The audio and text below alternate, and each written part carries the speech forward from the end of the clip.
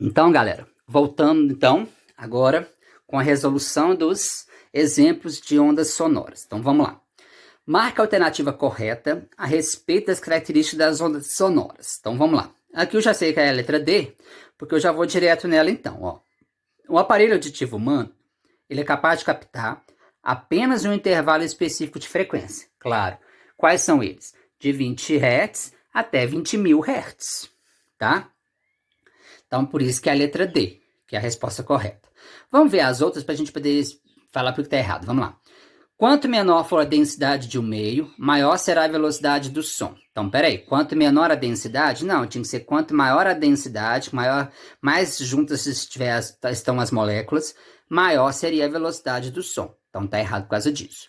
Letra B, a altura e a qualidade do som relacionado com a energia? Não, a altura está relacionada com a frequência, a energia é a amplitude, que está relacionado com a intensidade do som. Então, por isso que a letra B está errada, galera. Letra C, podemos diferenciar os sons de instrumentos musicais distintos, porque cada um produz som em uma frequência característica? Eles têm a mesma frequência, mas eles têm formatos diferentes. Então, o timbre, ele diferencia isso por causa do formato da onda. Mas a frequência é igual, se todos estiverem fazendo a mesma nota musical, né? Letra E, um som alto significa um som de alto volume? Não, tá, galera? Um som alto significa um som de frequência alta, tá? O volume do som está relacionado com a intensidade do som e não com a altura, tá? Foi o que eu falei. Bom, complete corretamente as lacunas abaixo. Quanto maior for a densidade de um meio, maior será a sua velocidade do som que se propaga em seu interior, claro. Além disso, a sua velocidade de propagação ela é diretamente proporcional à temperatura do meio, porque a temperatura também interfere. Foi o que eu falei, tá? Então, por isso que é a letra C, galera. Bom, o som é a propagação de uma onda mecânica longitudinal que se propaga apenas em meios materiais. Tudo bem. O som possui qualidades diversas que o ouvido humano é normal e capaz de distinguir. Associe corretamente as qualidades fisiológicas do som. Então, vamos lá, galera. Então, vamos colocar 1 para intensidade, 2 para o timbre, 3 para frequência. Situações, vamos lá. Primeiro, abaixar o volume do rádio da televisão. Você está mexendo na frequência ou na intensidade do som? Aqui, ó, na intensidade, já falei. Distinguir uma voz aguda de mulher de uma voz grave. Tem a ver com a frequência, então é a altura. Então aqui, ó, 3. Distinguir sons de mesma altura e intensidade produzidos por vozes de pessoas diferentes. Aqui, ó. Então agora vai ser quem, ó? Timbre. Distinguir a nota dó emitida por um violino e por uma flauta. Também vai ser o timbre, tá? Instrumentos diferentes tocando a mesma nota musical, timbre. E distinguir as notas musicais emitidas por um violão. Então, se você tem um aparelho só, um instrumento só, emitindo notas musicais diferentes, tem frequências diferentes. Então, é o 3. Então, por isso que a sequência ficou a letra B, galera.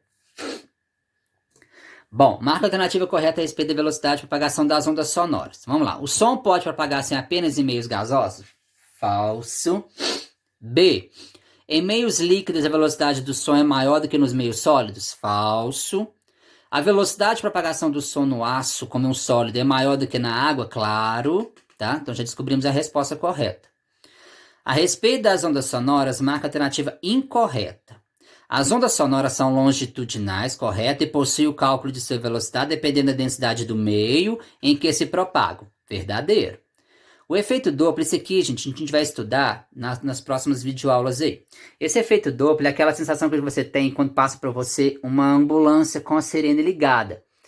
Quando você vê que ela está aproximando de você, parece que a frequência aumenta e quando ela afasta de você, a frequência diminui, tá? Então a gente vai estudar isso mais para frente aí. Então o efeito Doppler é a mudança de frequência do som produzido por uma fonte em razão do movimento relativo entre a fonte e o observador. Então tá certo. Letra C agora. O cálculo do nível sonoro é o fruto de uma equação de base logarítmica. Eu não mostrei para vocês a fórmula porque o PET não pediu isso. Então, para você calcular o nível sonoro que a pessoa vai estar exposta, você precisa fazer uma equação logarítmica. Então, essa resposta de letra C está verdadeira, tá? Letra D. O eco é um fenômeno ondulatório relacionado com a refração.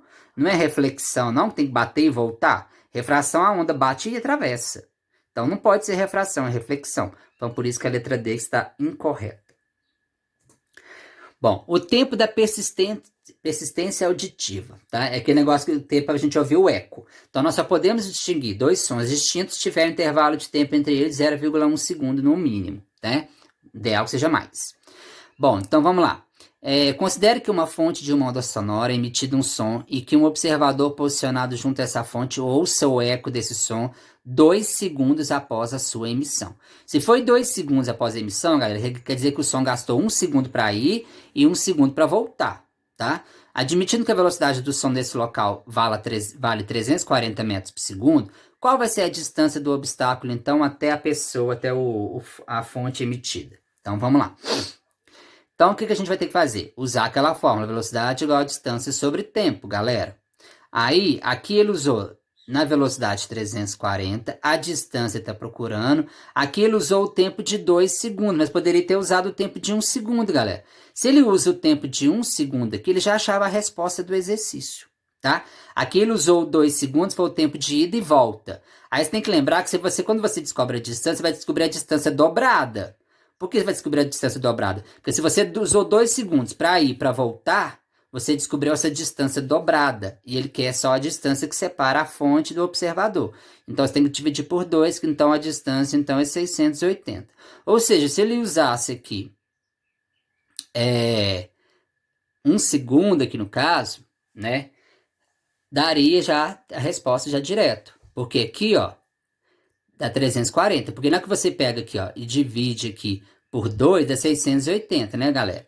Mas aí, o que acontece? Como 640 é o tempo de ida, é a distância de ida e volta, você não pode usar ela. Você tem que usar só a distância de ida e a distância de volta, ou seja, 340 metros, que é a letra E, a resposta, tá? Bom, continuando. O sonar de um navio emite um som em direção ao fundo do oceano e recebe esse som refletido em 1/100º de segundo. Galera, 1/100º de segundo é 0,01 segundo. Sabendo que o som na água se propaga com 1.500 metros por segundo, qual será a profundidade do oceano naquele local, galera? Dá para descobrir isso aí usando a equação do eco, ó. Então você sabe que a velocidade do som é igual a distância sobre tempo, a velocidade aí aqui já fez diferente também, ó. Cada exercício faz de um jeito, galera. Cada professor faz de um jeito, cada livro resolve de um jeito. Então olha lá. O que ele fez? Ele dobrou a distância para descobrir já a resposta direto. Aqui não precisava ter feito isso não, poderia ter deixado a distância e o tempo aqui embaixo. Aí ao invés de usar o tempo de 0,01, você usaria 0,005. Aí você já acharia essa resposta direto, mas tudo bem. Então ele colocou aqui a distância dobrada, usou o tempo de ida e volta dessa distância dobrada, que é 0,01 segundos, que é 1/100º, e descobriu então que a distância que separa então do navio até o fundo do oceano é 7,5 metros, tá? Então você tem várias maneiras de fazer esse tipo de exercício de eco, galera, tá? Se você for usar o tempo de ida e volta, aí você dobra a distância. Se você for usar o tempo só de ida ou o tempo só de volta, você não pode dobrar a distância, você deixa só o D. Aí você já vai achar a resposta direto, ok? Com isso, a gente termina essa parte esses exemplos sobre ondas sonoras, galera. Então, eu espero ter ajudado vocês para poder dar suporte para resolver esse PET 5, tá? Até a próxima videoaula, então.